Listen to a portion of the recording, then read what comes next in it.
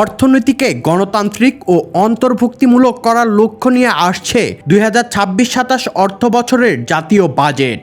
অর্থ ও পরিকল্পনা মন্ত্রী আমির খসরু মাহমুদ চৌধুরী জানিয়েছেন, এবারের বাজেটের মূল লক্ষ্য দেশের বঞ্চিত ও দরিদ্র জনগণকে অর্থনৈতিক কর্মকাণ্ডের সঙ্গে সম্পৃক্ত করা।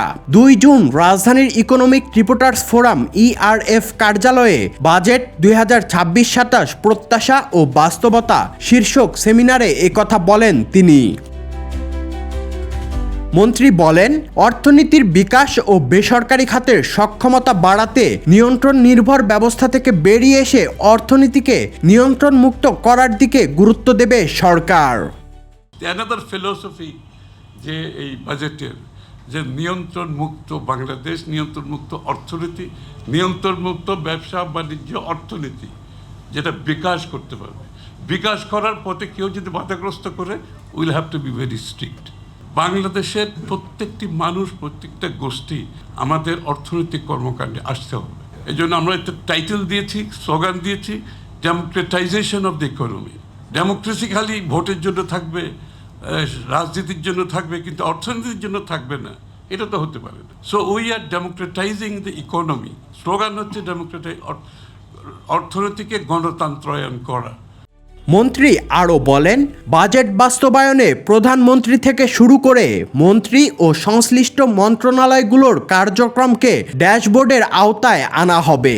কোনো প্রকল্পের সমস্যা বা গাফলতি দেখা দিলে দায়ীদের বিরুদ্ধে ব্যবস্থা নেওয়া হবে বলেও জানান তিনি। আমরা প্রত্যেকটি প্রজেক্ট এখন ড্যাশবোর্ডে নিয়ে যাচ্ছি।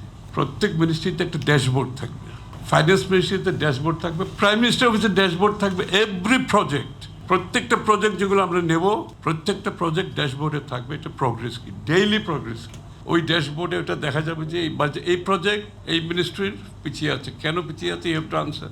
Everybody is accountable. This government, prime minister থেকে শুরু করে আমরা সবাই অ্যাকাউন্টেবল। আসন্ন বাজেটকে শুধু আয় ব্যয়ের হিসাব নয়, বরং অর্থনীতিকে আরও অংশগ্রহণমূলক ও অন্তর্ভুক্তিমূলক করার একটি রূপরেখা হিসেবে দেখছে সরকার। তারা মনে করছে, সুবিধাবঞ্চিত জনগোষ্ঠীকে অর্থনৈতিক কর্মকাণ্ডে যুক্ত করা, বেসরকারি খাতকে শক্তিশালী করা এবং জবাবদিহিতা বাড়ানোর লক্ষ্য বাস্তবায়িত হলে অর্থনৈতিক কর্মকাণ্ডের সুফল পৌঁছাবে আরও বহু পিছিয়ে পড়া মানুষের কাছে। Sadman Shaon, the financial express.